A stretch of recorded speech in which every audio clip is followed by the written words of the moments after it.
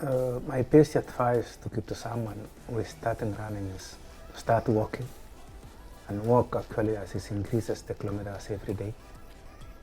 And after that, you start to walk and run until actually when the body is has adapted well on both walking and running, then he or she can start actually running freely in a good way.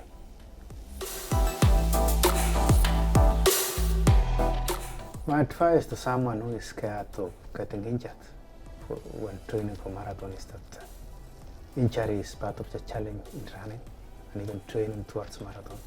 So he or she actually should not get worried at all. It's part of life.